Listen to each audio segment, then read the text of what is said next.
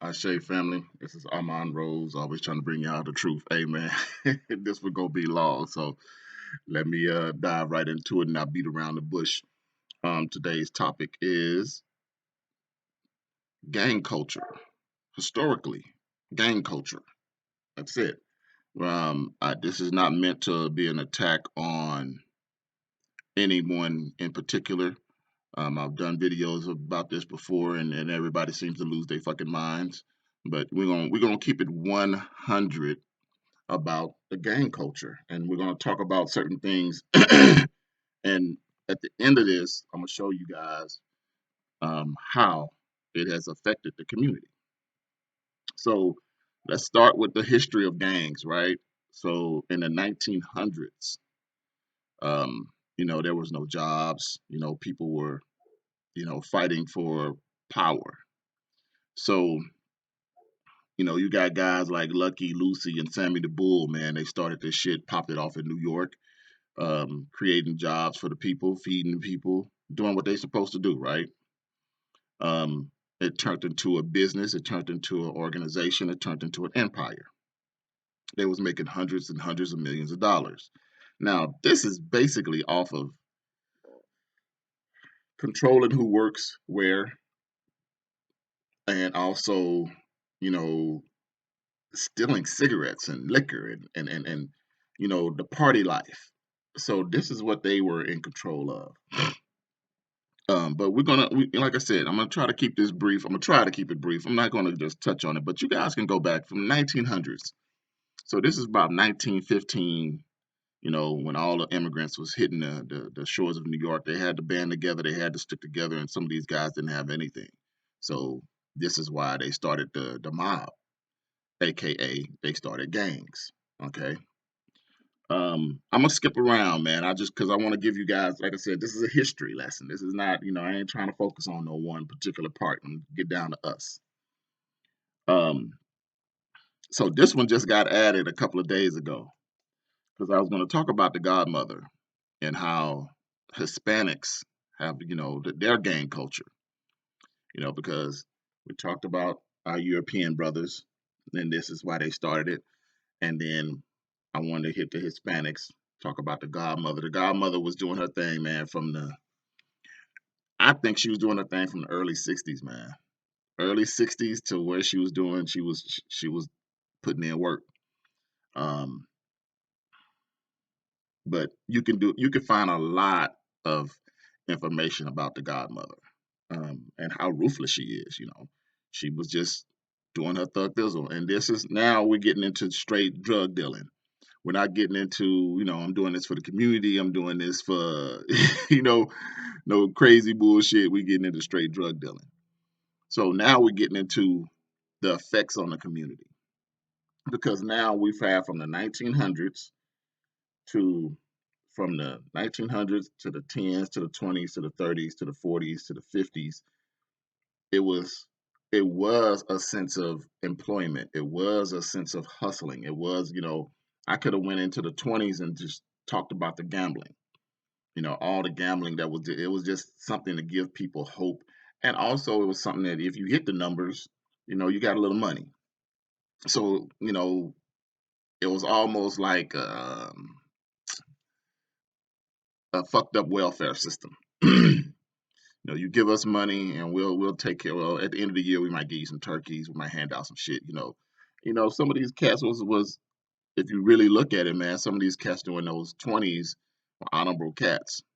So, you know, we're going to get into the change though, because the real change that really affected us came in the 60s when you started seeing, people like the Godmother, people that was, the violence that was here in the states.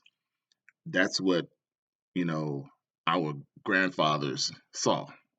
They saw that. They lived that. They was worried about, could I get caught up in crossfire? Could I get caught up in this? And that's why I did this, because I don't want y'all to think we were the inventors of gang culture. We're not. We're not. We're not.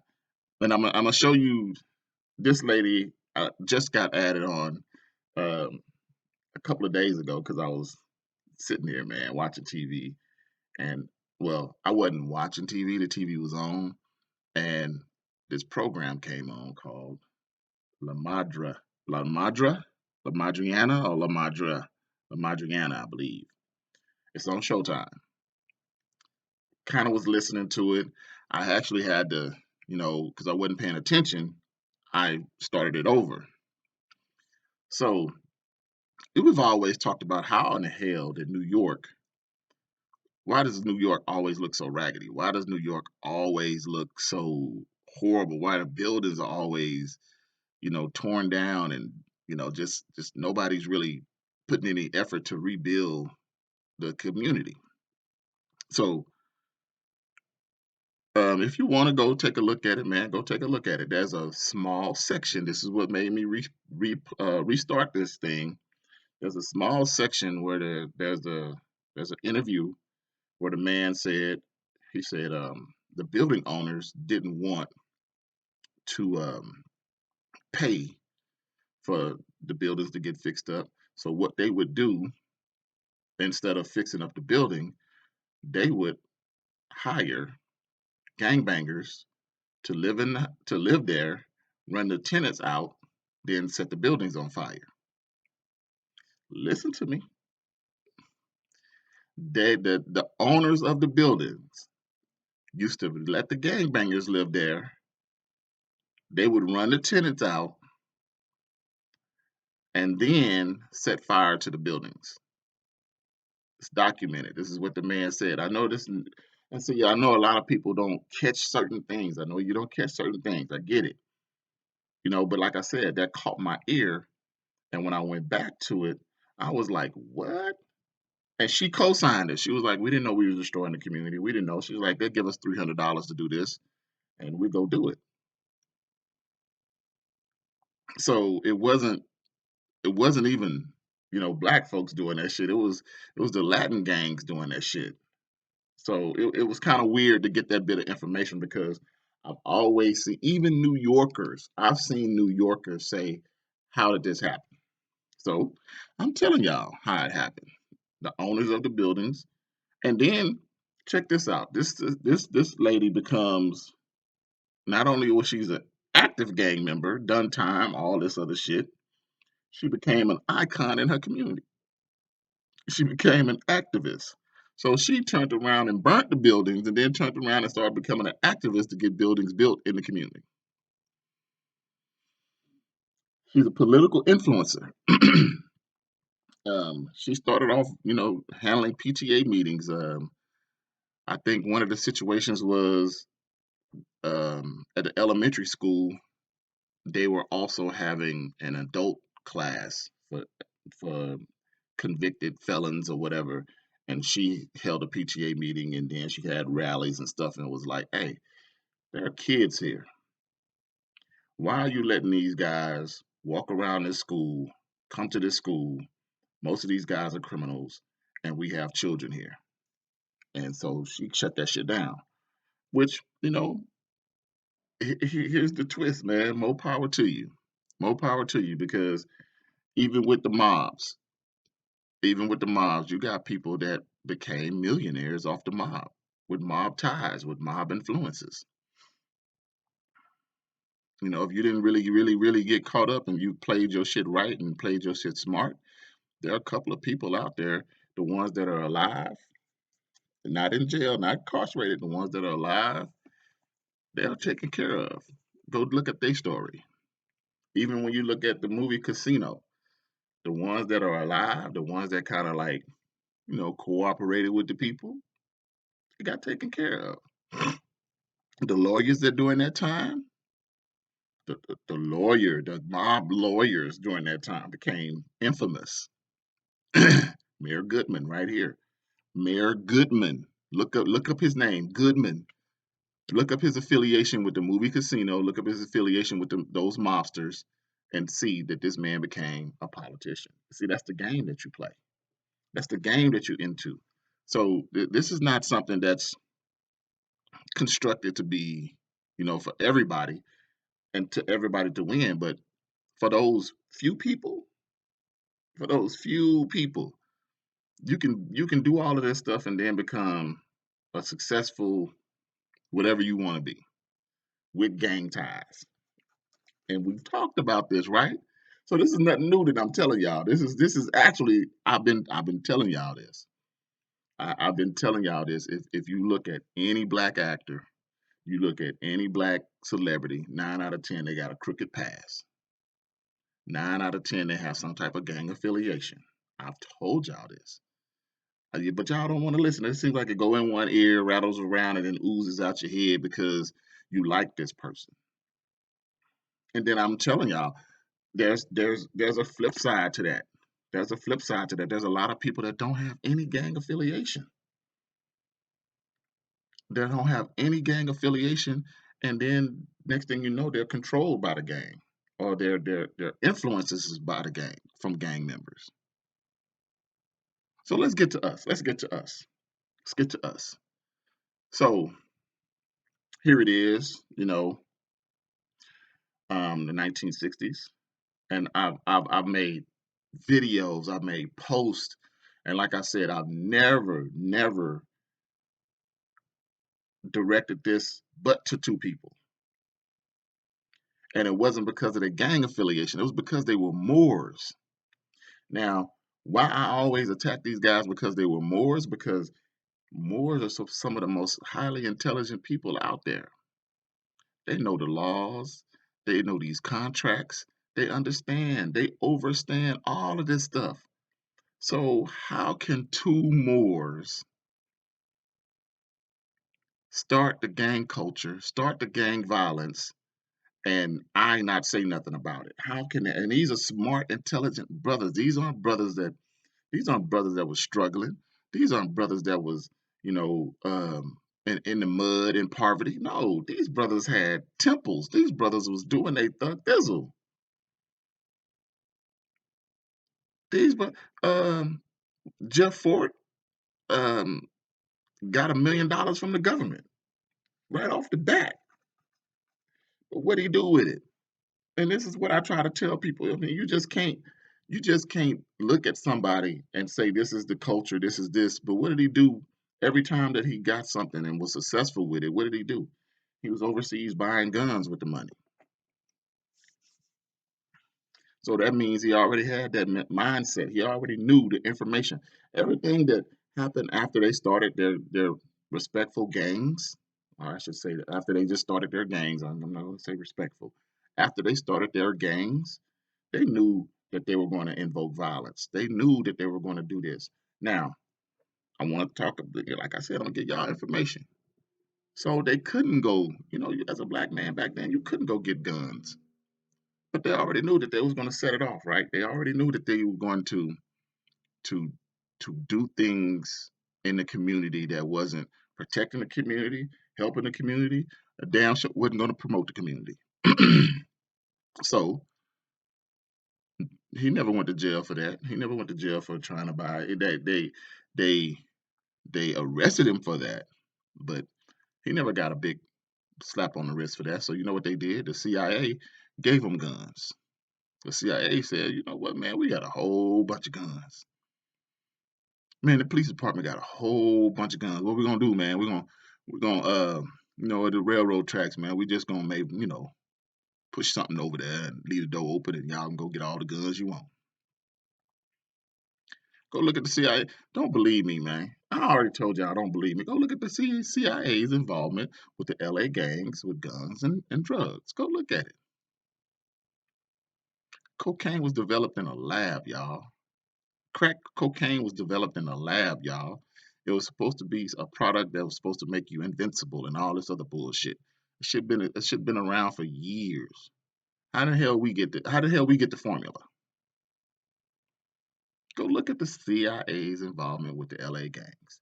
And that's enough said. So now, like I said, I've always attacked the Moors for doing what they did to our community. And we're talking about the gang influence. We're talking about the gang bangers, and let's talk about how the story is that they did this to protect the community. No, I can't find that.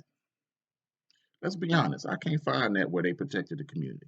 I can find where they they say they protected the community, but here it is. People are starting to talk now. People love doing interviews and shit like that. So when we talk about Tukey Williams and all these cats, and they was talking about protecting the community, they wasn't protecting the community.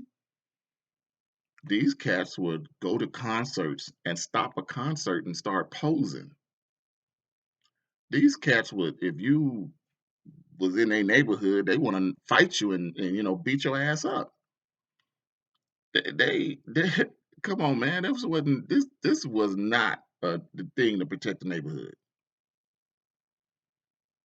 You got stories right now talking about how, and then it wasn't just in their neighborhood. They'll go to the neighboring cities and do the same thing. Why we didn't hear about this? Why we never heard? Why? Listen to me. Just think about this. Why we never heard about a gangbanger stopping a concert, stopping an event, taking the mic, taking over the show, do their thing while people in the crowd are getting robbed by their, listen to me, people in the crowd are getting robbed by his other affiliates while they stop the show, while they distract y'all fools, rob these people, and then go about their business. And if you had a problem with it, you get knocked out. How? How is that? How is that protecting the community? How is that protecting the community? Come on, family. You just spent your hard-earned money to go to this concert, and the concert gets stopped. The concert, and once again, where was the media coverage? Once again, where was any involvement with the police? Because these are concerts. You got security, you got all this other stuff. These they were allowed to do this. They were allowed to do this. This is not something that was just a random whim, y'all. Y'all got to think about the magnitude, even back then. When you see those concerts, 9 out of 10, especially black concerts, 9 out of 10 on the side of the stage, you always see who? You always see some cops. Go back and look at them. You always see some cops. And if it wasn't cops, there was security there. Like I told y'all got to think about certain shit, man. When Will Smith walked on that stage, that was planned.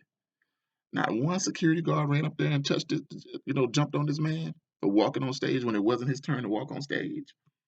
So you don't hear nothing about the cops or security, you know, telling Tukey Williams and them that they couldn't be on there. And I've even shared that Tukey Williams was a superstar. He was a superstar. He was on game shows, the Gong Show, posing and shit like that. And then he just took that popularity and kept doing what he was doing with the gangs and funding the gangs, not the neighborhood, not the community, the gangs. So we got lost in the sauce.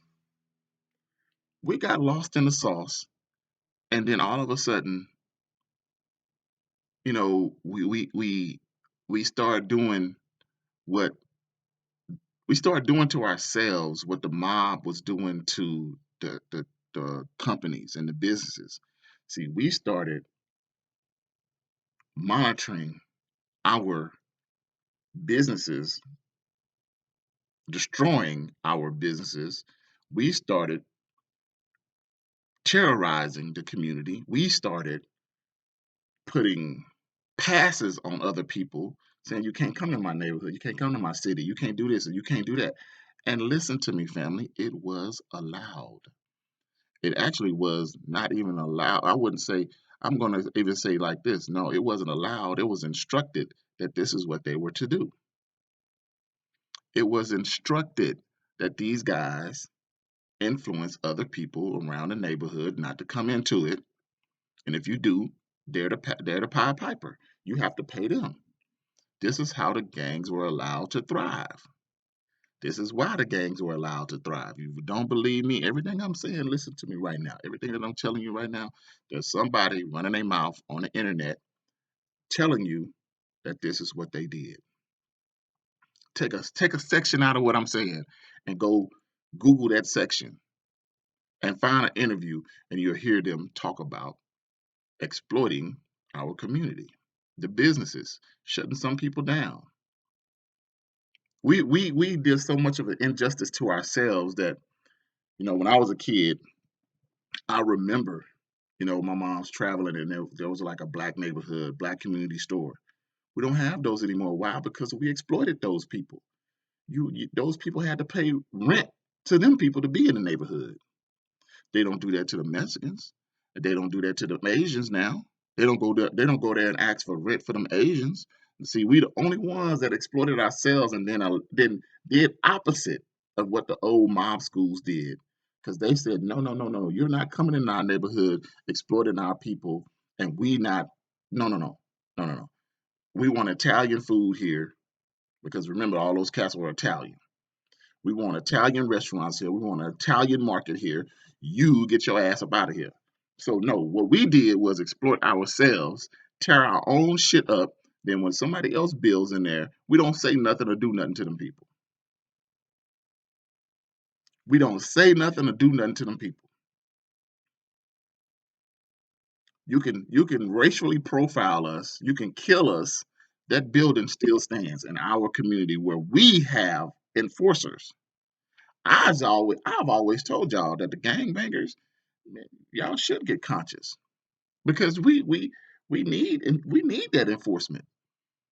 But we've been inflicting the shit on ourselves. So no, I haven't read yet where we protected the community. I haven't read yet. I've heard people say that, but I haven't. Find me a story, share it with us, and it's all love. But here's what happened. It changed. So what? So what that it started off of you protecting the community? All of a sudden, you had this idea to exploit the community.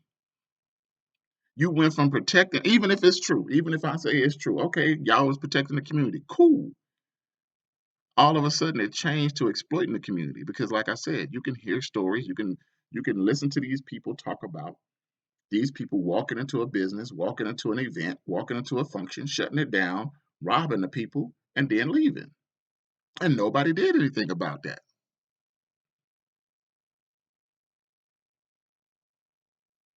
And then we want to set up a war against people that look like us, against our own brothers and sisters, and go to war against them. And do that for the last we've been doing that for the last shit. When did the violence start, y'all? 70s? So we've been doing that for the last 50 years. And then it's so deep that you guys don't even see it. I'm gonna show y'all one that's so deep that you don't see how the gangs have influenced everything in the black community. It used to be they would shoot up the church. But I told y'all them the most powerful pimps in the community is the church.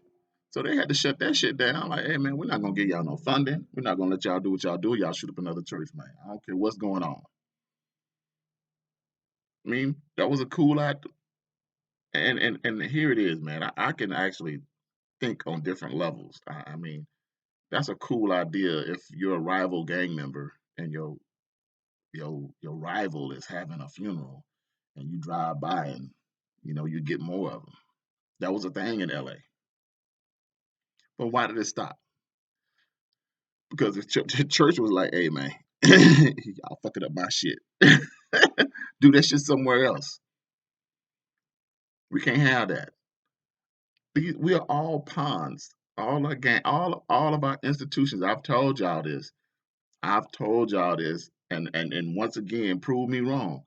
What institution that we have that we don't have 100% control over and didn't get infiltrated by white folks?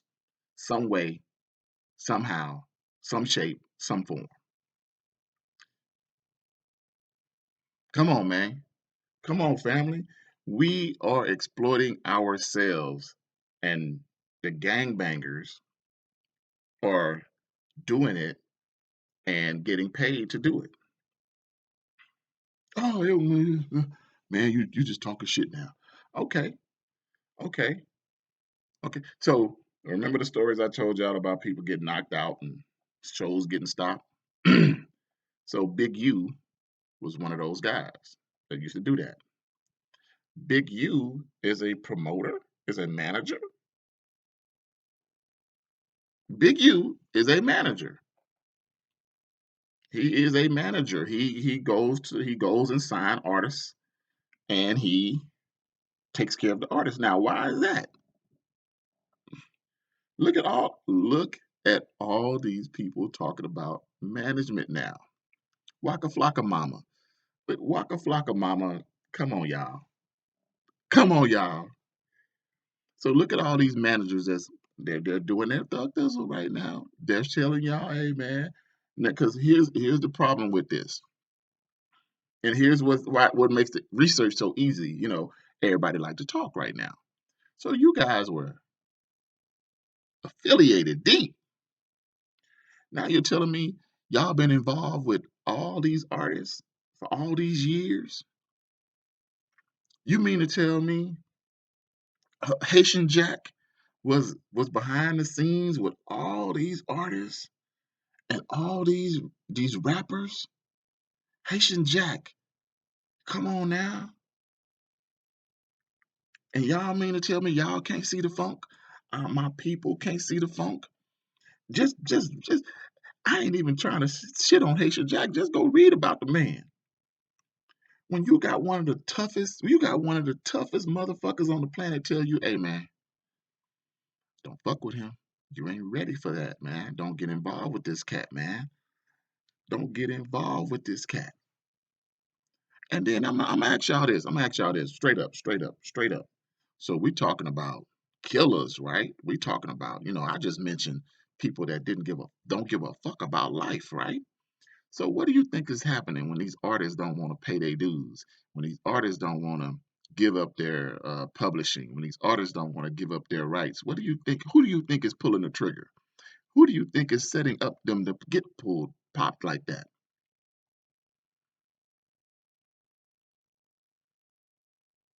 Okay, okay, because we're policing ourselves in the wrong way. We're running ourselves in the wrong way. We are still killing ourselves in the wrong way. We're still pointing guns at ourselves. Because let me ask y'all this. Let me ask y'all this. I ain't trying to be like I said. I ain't trying to be like fuck these people and fuck all this and fuck all that. I'm trying to give you some information right now. All these artists that have been murdered, shot down in the streets. Who shot them? Was it somebody else or was it us? Who shot them?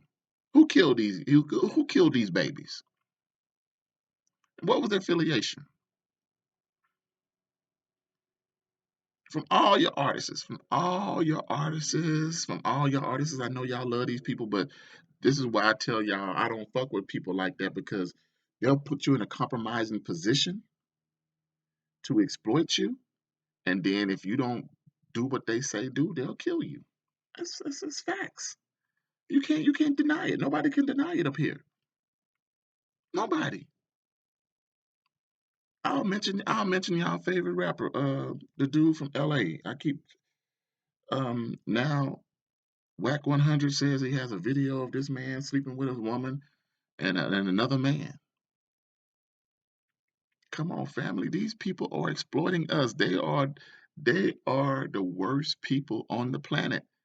The gang culture has turned into the enforcers of the black community. Anytime you do anything good in the black community, you gotta pay fees, you gotta pay fines, you gotta pay what they tell you. Did you get a pass? And that's real. That's real. And if you haven't got a pass and you ain't about that, you're gonna get dealt with. If you haven't paid off somebody, you're gonna get dealt with.